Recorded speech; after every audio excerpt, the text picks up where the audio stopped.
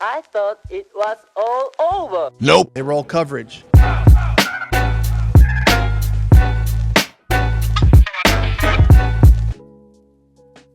Another great day. Beautiful day to get back to work, get on the field. It's so refreshing. You know, Wednesday's about work. It's about recapturing our work ethic, put the pads on, had a fantastic day of just running and hitting, just focusing on the football and trying to take advantage of the day. So love that. Love the response of the guys. Right back to work. Any questions? Yeah, Dave, what are you going to do about this offensive scheme? Because it doesn't look like Bryce has it just yet. Does he seem overwhelmed? Yes. Does he seem shell-shocked? Yes. Is this something that's correctable? I certainly hope so. But you came to this place right here, Roll Coverage, home of the press conference breakdown. And I'm your host, Nick. So we're going to try and navigate through this. This is Dave Canales' press conference. This is the third press conference following the Saints' loss. So hopefully you guys are ready. Hopefully he's got a lot of answers for not only the offense, defense, but special teams. I know tomorrow will be the day where the OC, DC, and special teams coordinators will all be meeting with the media. So today we got Dave Canales. Tomorrow, the rest of the team. So let's jump right back into it. With Clowney and Hecker, those injuries that happened late in the game, or how did those happen? Can't tell you exactly what time of the game it was, but it was on one of the returns where Johnny's back started to tighten up, and he finished up the game for us. Did a fantastic job getting us through that, and so we're treating him. Today we held him out just to get a little bit more rest, and then we'll evaluate him as the next couple days go on. Jadeveon's ankle just came out sore in the game, so wanted to manage him today, give him a day to just get back so we can get him back out there in some of our packages. Tommy was back out there. Yeah. How did he look? He looked great. He looked fast. He looked physical in the run game. He looked like Tommy, so we're excited to get him back. To know that he didn't talk about him catching the ball. He is good for supporting the run game. That is why Tommy and Ian are still with this team. Dave Canales clearly wants to move over to the idea that we have a really great safety valve tight end. That's why we went out and drafted Sanders. I'm just hoping he has the amount of time to fix it. Because, again, that looming person of David Tepper is sitting behind him. So, it's just a tough one. Are you going to work out punters? Not as of right now, but we're definitely, looking across. We have a long list of guys that we're looking at, so that as we evaluate Johnny, we got to be ready to be able to do that. And did Clowney's ankle affect his performance and production Sunday? I thought he looked fantastic in the game. I thought he had some great rushes, played his edge stout like he always does, gave great effort. And I think just the accumulation of the plays, just builds up some soreness. And so we're just trying to take care of that so we can get him back out there. Dave, what are you looking for from the guys after a game? Like when you come into practice on Wednesday, what do you right back to the basics, right? So that's every day, but that's particularly Wednesday because you have the Monday tell the truth. Let's look at the film. Let's talk about it. Get through it. Tuesday, big body recovery day for the guys. That's the players' day off for them to kind of regroup. Physically, mentally, spiritually. The whole thing is just to kind of regroup to be ready to take on the challenge of a new week. As we know, we got to move forward. Here comes another opponent. The guys were fired up when they got in here today, so we just go right back to the basics of ball. The football, drill it, work on it, emphasize it, come off the ball, be physical. That's why we put pads on Wednesdays, and the guys were all there and ready for it. All I'm saying is last year we didn't have to go back to the basics so quickly. We actually put up, I think it was like 17 points or something like that in the first game. We were able to go out there and, actually throw the ball. But the one thing I want to point out is that Dave is not dodging the truth. The one thing that we can say about Dave Canales, if you've been a devout follower of Roll Coverage, you will know that I did a 9-part breakdown series. Who is Dave Canales? It was one of my favorite things to do on this channel, and I'm so grateful to have actually done it. And that really showed us the real Dave Canales. He's going to be one of those guys that is not only faithful to the team, obviously faithful off the turf, faithful with his family, faithful in every way. And that faith is something that he continues to put into Bryce. Though Bryce hasn't really shown us that he is capable of, he isn't able to actually affect change in a meaningful way. He's not a truck, he is the trailer. We need to have people around him to elevate that. And I think one of the things that I heard today on 99.9 The Fan, which if you're a Carolina Panthers fan, make sure you go follow them. I'll make sure to put their information right here. 99.9 The Fan hit it on the head when they said that maybe Bryce is tofu. You know what? I'm not even going to bother. Just listen to the clip. But maybe that's the problem. You mentioned, Chris, is that he had so much good around him that he was elevated by everyone else. You know, that's the thing. I know you're vegan. You like tofu, right?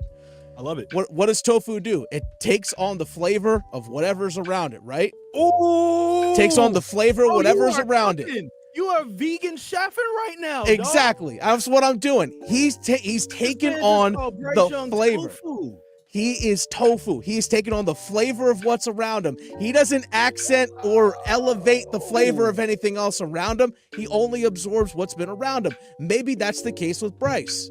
Okay. Bryce is tofu is the best way to describe Bryce Young. Thank you for that analogy. Coach is a big void on the defensive line now. Any early candidates for any of the young guys stepping up? Well, I mean, you got guys like LeBrian Ray, you got Nick Thurman, who's been up.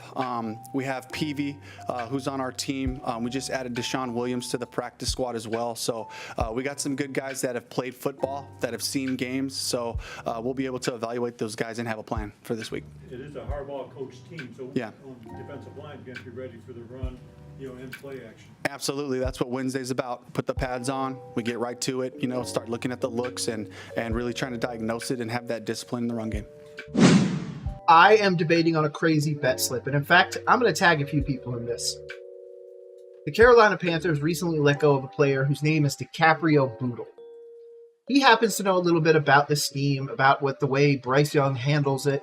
I want to say he's even picked him up in practice before. Would a crazy bet slip be Joey Bosa 1+ sack, Khalil Mack 1+ sack, DiCaprio Boodle over, it's probably going to be 0.5 interceptions, Bryce Young at least 1 interception. If you were to do that ticket, I'm willing to bet it's going to hit. If it doesn't, the Panthers offensive line was actually able to stop a pass rush, and if that's the case, we finally have something that we can be proud of. So, woo! Hopefully everybody's excited about that. But if this cashes, I'm certainly going to be using it to buy myself a new Carolina Panthers jersey, maybe a custom one. Maybe we need to put a different name on the back of it. We shall find out here soon. Something that the defense against the run can kind of tighten up after last week as you prepare to face a team you know is going to come in. Yeah, just the basics, the basics. Footwork, hand placement, leverage, everybody working together, team tackling, the whole thing. So just tightening those things up and just making sure that the effort is there in practice so we're all running, we're all getting to our spots where we need to. And I expect to see improvement every week. That's our goal, is 1 week better, that kind of mentality. So the guys are ready for the challenge. Dave, last week you had talked about wanting to play the young guys at edge opposite Jadavian Clowney. Yeah. Sheriff was cut yesterday. Yeah. You guys bring in Charles Harris. I'm curious, what did you see from DJ and Hiku in that game? As good as we can ask of those guys. Both guys played the edge physically, gave us what they could in the rush game.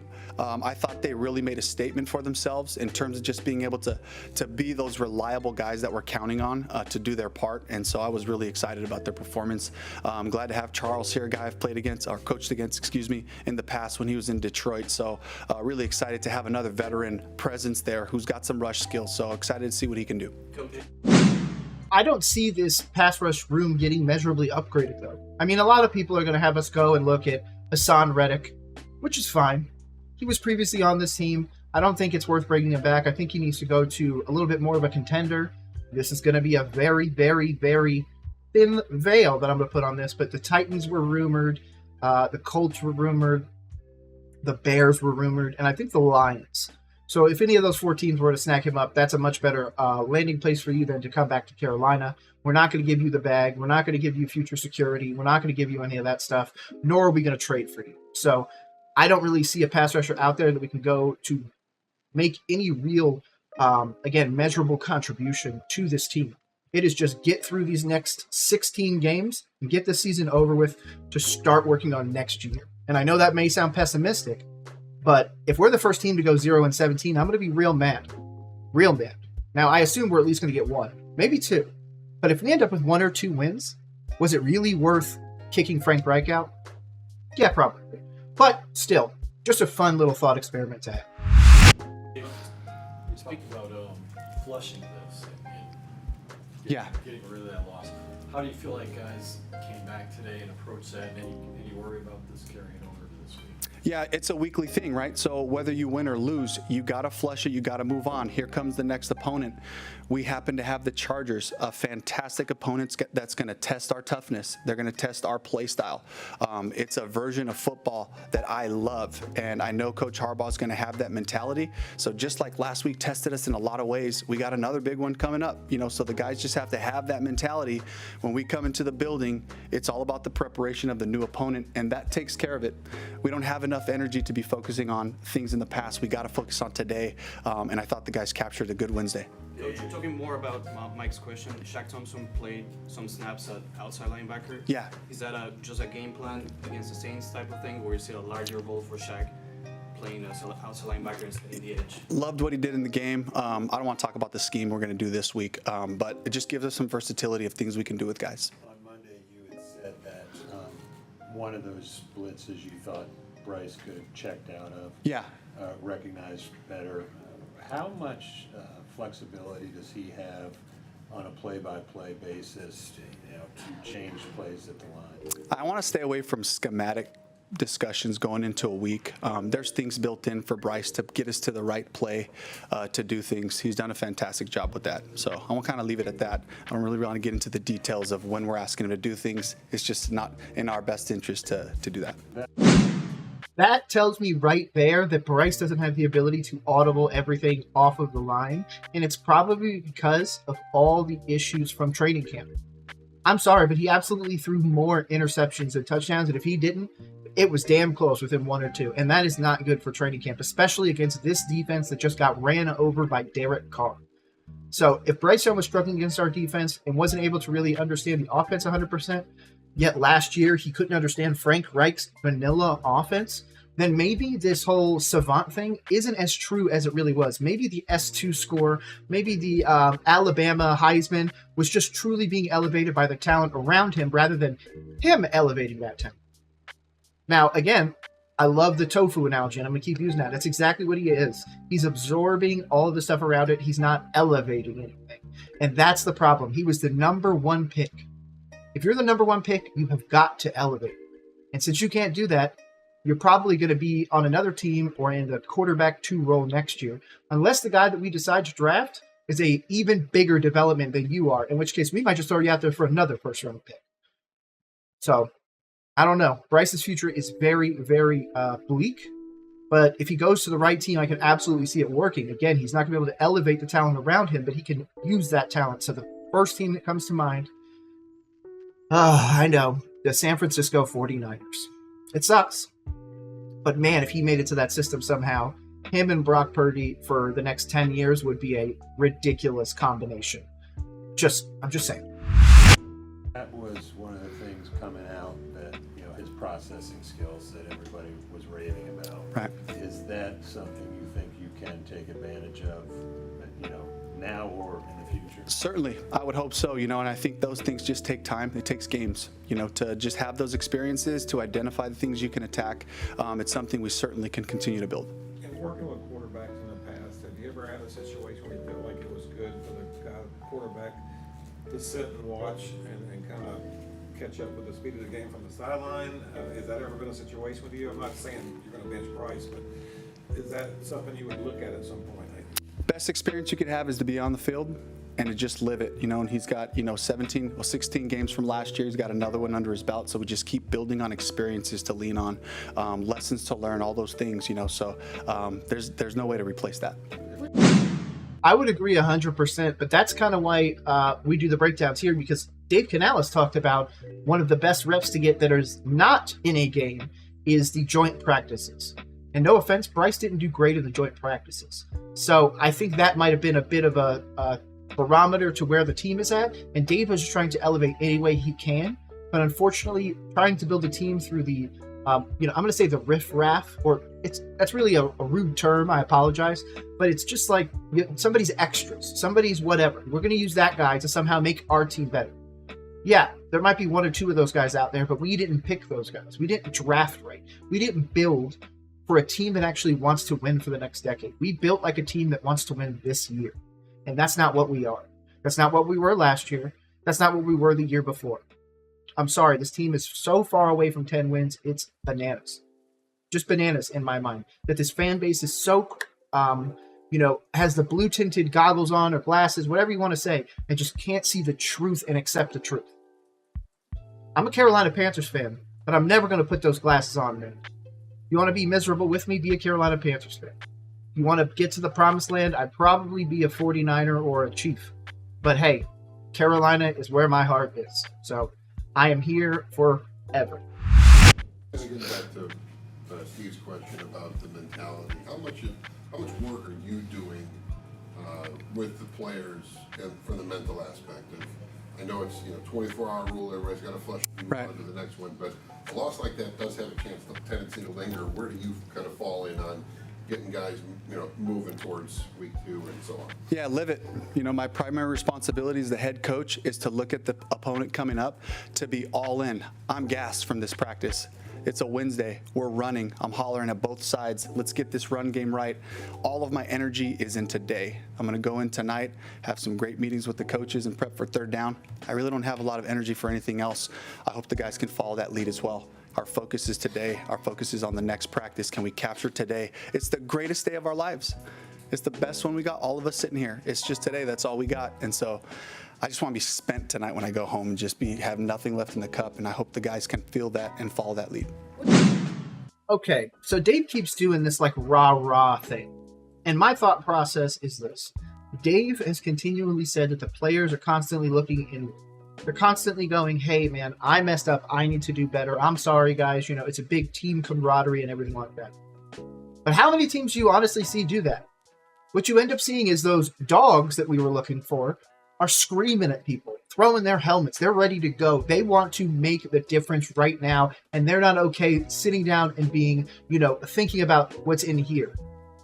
They're winning games. I don't think dog and, 100% self-aware is able to be together. Ray Lewis was one of the most dynamic linebackers that we've seen in football. He was a dog. But there was plenty of times we said he walked out there and just saw red and just wanted to hit people. That's not what we're getting from linebackers. We're not getting wide receivers that are like, oh, man, I'm going to cook this guy or anything. Like, there's just no swagger at all. And everybody wants to say, oh, we got to rally behind the quarterback. The quarterback is tofu. He's not elevating. He's not changing. He's not doing anything. If everybody around him is not pushing him forwards, he's never going to get anywhere. So I'm very worried about that soft ass mentality. Maybe it's just me, but it just feels soft.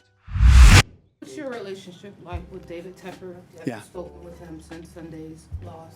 Yeah, absolutely. I talked to him, and of course, these are people that I want to make proud of what we're doing here and what we're building. So it means a lot to me to make sure that I connect with him, to connect with Nicole, to be able to talk about just the state of our organization, the state of the just kind of like following up on games. I look forward to that process. So we had some good times to connect after the games. Those are private conversations, that I'll keep to myself. But a lot of support. Happy birthday, by the way, David. Hope you're having a great time with the family. Wait, he said following up after games, which means that he has a weekly meeting with David Tepper at least. You know what? Let's just go back. I'm not gonna have somebody say that I misconstrued his words or something like that. But let's go back. To connect with Nicole, to be able to talk about just the state of our organization, the state of the just kind of like following up on games. I look forward to that process. So we had following up on games. I understand that you may be like, hey man, you're reaching here. No, following up on games. We have preseason games, which means he followed up with Tepper after each game. We just had week 1. Hey man, I've already followed up with David Tepper. That's the same thing we heard from Frank Reich last year, and now we have David Tepper out here lying to us again, stating that he's going to take a step back.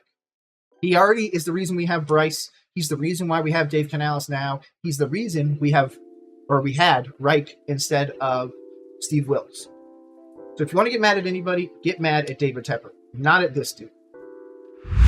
some good times to connect after the games. Those are private conversations, that I'll keep to myself. But, a lot of support. Happy birthday, by the way, David. Hope you're having a great time with the family. Everybody good? Or you got more? Everybody was so speechless. Yeah, Dave. On the standpoint of like moving guys around, I know you don't really want to get into scheme, but did you learn anything about your guys' self from a pressure standpoint, just from, I guess, protection, from a protection standpoint, your plan going in? Oh yeah, absolutely. Again, we got outcoached in some spots. So we're doing we're going through the process and looking at, how can we streamline some things? How can we formation things to get more information, all that stuff. So again, I don't want to get into too many specifics of the schemes. As you prepare for the Chargers, what are some opportunities that you're looking at to kind of take advantage of offensively? I don't really want to talk about that either. I know people are listening to the press conference, so I think just in. What do you see from them when you're scouting them? Just in general, just a high respect for the people that they've accumulated there. From a coordinator standpoint, coaching standpoint, the players they acquired, a fantastic challenge for us. Going to call everything that we have to play this game. I'm counting on it. So another great opportunity, great championship moment to come in the house and play our kind of football. And the Chargers, I think, have only beat us once. I think it was in the Jimmy Clausen era, something like that. I can't remember. I'll have to put the date up right here. But yeah, I don't want to lose this game. But again, I've already made my predictions. Those are also, boom, right here. I think it's going to be a tough day to be a Carolina Panthers fan, especially with the loss of Derek Brown, especially with how bad Bryce looked, and of course, especially with the way that the team is injured. We are just not ready for this year. If this year was 8 months away, hey, we might have a chance. But right now, we are in some deep water. What do you think of Xavier Legette's debut? Fantastic. He's big and fast. He played fast. There's a difference. When young guys get out there, sometimes what can happen with guys is they get paralyzed by the picture moving so quickly. He played fast. He really did. He gave us a chance on a bunch of plays. Bryce had a couple throws to him, in different situations, but his reactions to what happened was what I was so pleased about, okay? I'm not crowning him. He's got a long way to go. He's got a lot of work to clean up his details, all those things. But I was really happy with the way he came out and the way he performed. We haven't talked to you since the final prognosis with Derek Brown. Yeah. What was it like having that conversation with him? Just what did he say to you? Just heartbroken, me, myself, and of course Derek as well. And just feeling for a guy who he embodies the passion, he embodies the play style, the football style that we're looking for here. He embodies it every single day. Every practice, the meetings, every game, he's exactly what we want to play like. So we use it as an inspiration, but also just feeling for him because he really wants to be a part of this process as we bring this team together and become us. And big ups to Derek Brown, man. You were truly the lifeblood of this defense. I am so sad that you are not going to be with this team. But hey, man, hopefully you come back healthy next year, and hopefully an all-pro in your future. And of course, I'm happy that you are paid and going to be staying with us for a long time. So just big ups to you, and continue to heal and feel better, my guy. I'm excited to see you next year. But yeah, I agree with you. Derek Brown is a lifeblood of this defense. Derek Brown still has a lot of healing to go. The defense is going to look completely different. And the one thing that I think that the Chargers are really looking forward to is to run the ball down our throats. And then when we decide to start throwing that ball, that defensive secondary is just going to eat us alive. I'm hoping Bryce is actually able to step up in the pocket finally instead of sitting back so far. Maybe plant his feet instead of the ballerina stepping that he was doing last week. But yeah, this defense just overall completely changed the dynamic by not having Derek Brown out there. Learn about yourself as a head coach last week, either in terms of weekday preparation or game day execution, any or all of them? Yeah, just trying to capture moments. I thought we had a great week of practice. I thought we captured every day to show the guys examples of us capturing the day and the effort that it requires to play at a high level in this league.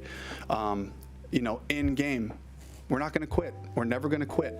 And that's what I challenged the guys, the players, and that's the character of this team. They didn't quit. We kept playing hard, kept hunting, kept trying the whole time. And so just learned about just connecting with the guys and being able to, on game day, to feel that the challenge of that day, the discipline to continue to go forward. And again, it just bleeds right over into the character of this team as we approach this week to bring that kind of mentality every day. Is there any Fortunately, character does not win games, just so you're aware. Something that you would say, yeah, that's something with my next game I might do different. Nothing to note really specifically. We got Steve Reed and hold on. We're gonna have Steve, David, and Mike Solarte. You're gonna Okay. Dave, you talked about how you wanted Deontay to be a big part of the offense. Yeah. I mean, he had 6 targets, but only 2 catches. So Yeah. what can you guys do to kind of free him up, get him more opportunities, I guess? We're working on that. Yeah. Love to get him going for sure. Move him around more, or is that a plan in the future? You know. Yeah. Maybe.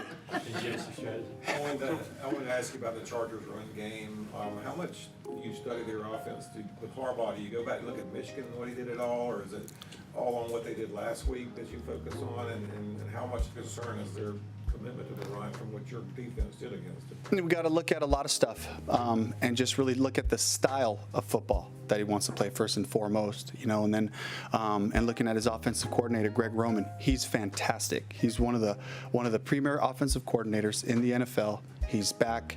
He's got a style about him. He's got things he did with Lamar in Baltimore.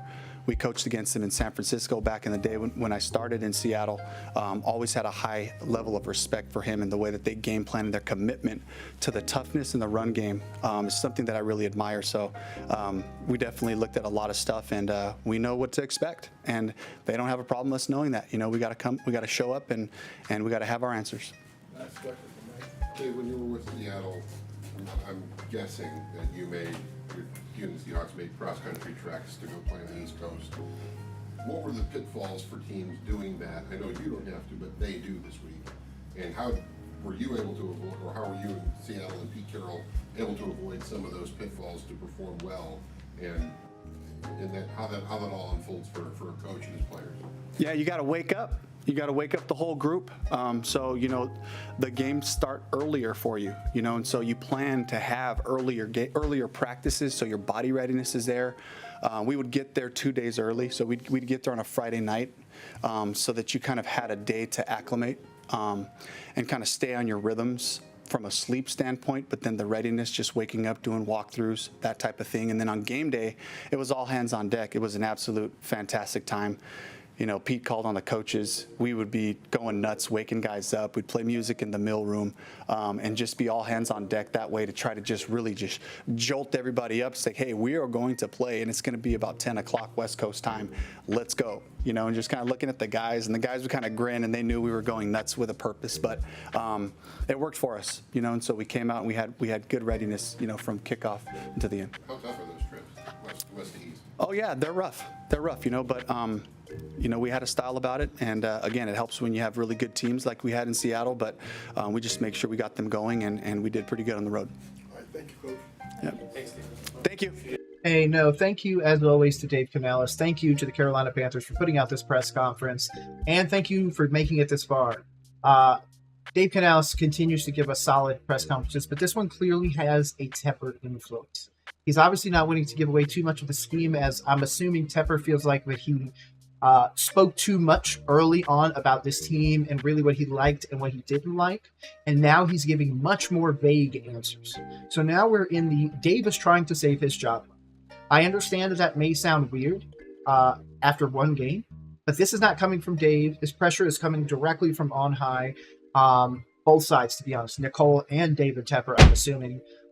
This team is in a whole lot of trouble. Bryce Young needs to turn it around ASAP to even probably stay in the NFL next year. I know that's crazy, but it's a hot take I saw. Bryce won't even be in the NFL next year. That's a bit of a stretch given that contract, but regardless, I'm just hoping that Dave Canales, again, has the opportunity to fix this and is given the time. If you want to make sure to subscribe for more breakdowns like this on the regular, make sure you subscribe to Roll Coverage, home of the press conference breakdown. My name is Nick, your host as always, and I look forward to seeing you in another video. Peace.